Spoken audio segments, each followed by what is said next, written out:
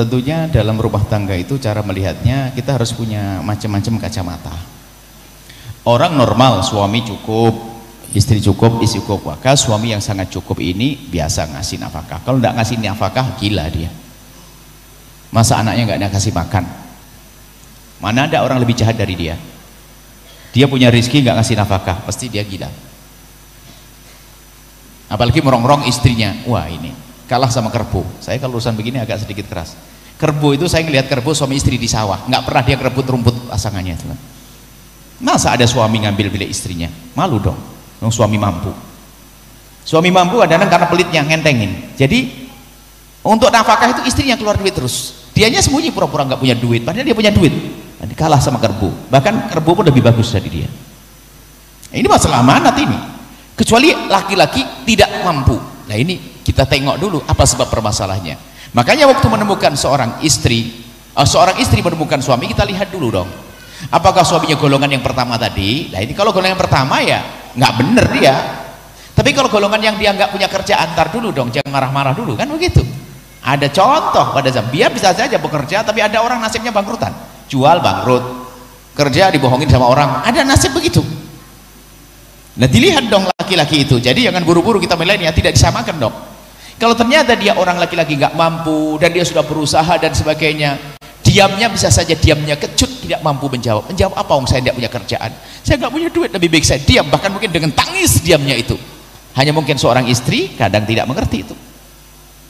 Kalau ini contoh ada pada zaman Nabi, seorang perempuan ngadu ke Rasulullah, dia punya anak, ya Rasulullah saya punya suami, mungkin kayak gitu pertanyaannya persis, saya punya suami nggak pernah ngasih nafkah ke saya, suami saya adalah bangkrut, ya nggak punya usaha, nggak punya kerjaan. Lalu Nabi bertanya, terus kamu makannya pakai apa? Alhamdulillah ada peninggalan korma dari orang tua saya, masih bisa makan. Cuman masa kok nombok yang saya terus yang nombok, ya Rasulullah, masa saya terus yang nombokin? Oke. Nabi adalah dengan keadilannya mengatakan, memberikan jawaban yang pertama, kalau memang ini pertanyaannya tadi, suamimu tidak bisa bernafkah sama sekali, maka seorang istri boleh minta cerai. Nah, boleh minta cerai karena apa? Urusan makan nggak bisa ditunda, sayang makanya minggu depan aja, ya nggak ada. Biar saja pisah, lalu dia menikah mungkin dengan suami yang bakal memuliakan dia. Makanya di saat di hadapan kisah semacam ini, manusia perempuan langsung terbagi dua, orang bebel sama orang cerdas. Orang bebel langsung mengatakan, oh iya gitu ya, cerai, cerai, itu pasti bebel dia, cerai, cerai. Yang cerdas nunggu, mungkin ada jawaban lagi dari Rasulullah. Nah inilah, yang mulai tadi sudah senyum-senyum itu bebel. Cerai, cerai, nggak dikasih nafkah, cerai.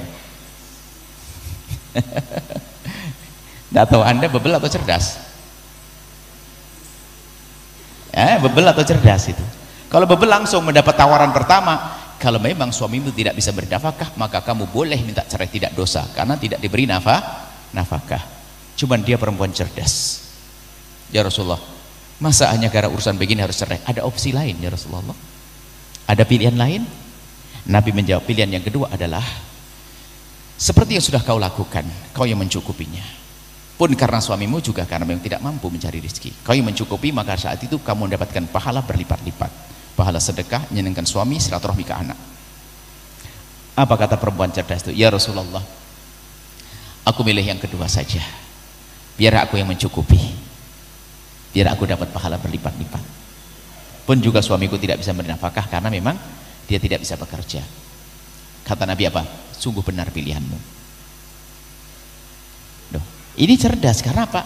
Memang suaminya adalah tidak mampu, nggak mau dipaksa suruh nyuri. Kecuali suami ongkang-ongkang, lah ini betul tuh kurang ajar itu. Ongkang-ongkang, waktu gajian istrinya langsung ditagih, mana? Ini udah, aduh. Tapi kalau memang suaminya adalah orang yang tidak mampu, ini maka seorang istri bisa punya peran mencukupi keluarganya, maka pahalanya berlipat-lipat.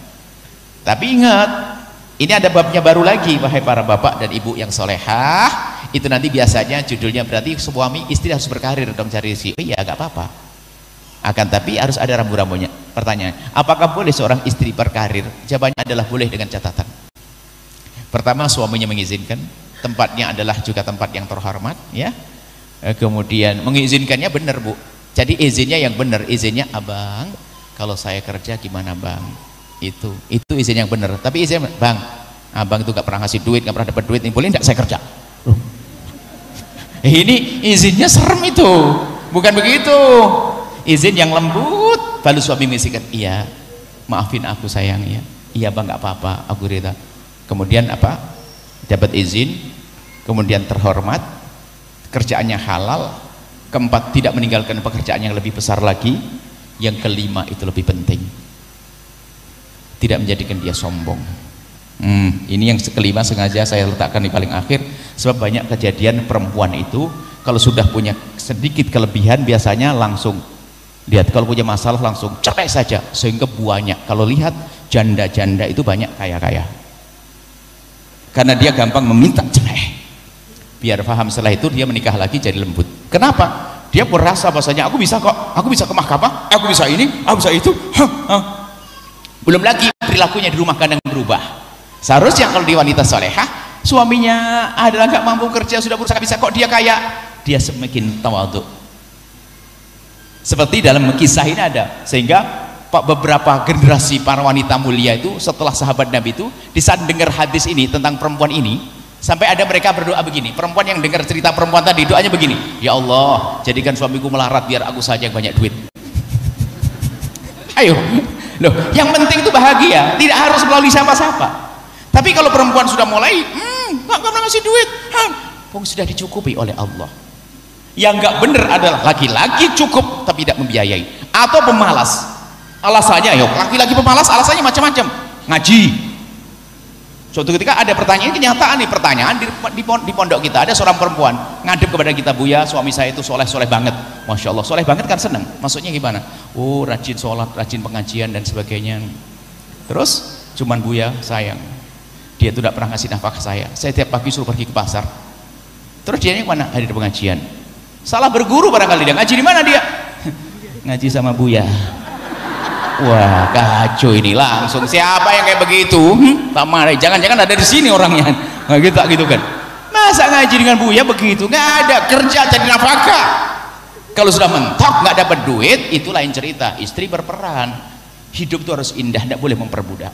Seorang suami berusaha. Kalau ternyata suami mentok, indahnya peran istri, mencukupi, bahagia, kan enak. Suaminya wah kemana, ngawal kemana-mana, kan enak. Jadi hidup itu harus indah seperti itu ya. Jadi pelan-pelan dulu. Saya tidak bisa jawab langsung, makanya sudah dikatakan. Yang jadi masalah sudah nggak bekerja, kurang ajar. Kalau tadi kan masih pelit masuk mahkamah diambil sama mahkamah langsung dipaksa. Sudah nggak kerja, minta begini, waduh, kambing aja ada begitu. Betul, saya marah dengan laki-laki seperti itu. Oh kamu, alasannya pengajian, ikut ustadz keliling, pendamping, pengawal ustadz. Tidak usah jadi pengawal ustadz, pengawal istrimu saja. Ini harus hidup yang benar, nggak boleh melanggar syariat. Gayanya memang kebaikan untuk menutupi kebusukan, nggak boleh. Kebaikan ya kebaikan. Sama ibu-ibu itu kadang hadir pengajian itu karena marah sama suaminya, emosi itu pengajian itu. Bapak udah pernah ngaji, nggak boleh Bu ya. Suaminya sudah kangen-kangen dari pagi tadi pagi datang dari Jakarta ngantuk, yang abang mau ditemani. Ini pengajian Bu ya, yang datang. Hawa nafsu, pulang sekarang. Nggak boleh, senengkan suamimu dulu. Jadi indah itu penting. Ada yang begitu? Ada yang suaminya datang tadi? Ya nggak ada, tinggal diem tuh ya, nggak ada angkat tangan tuh. Sudah izin? Yang indah jangan biasa membuat keributan rumah tangga.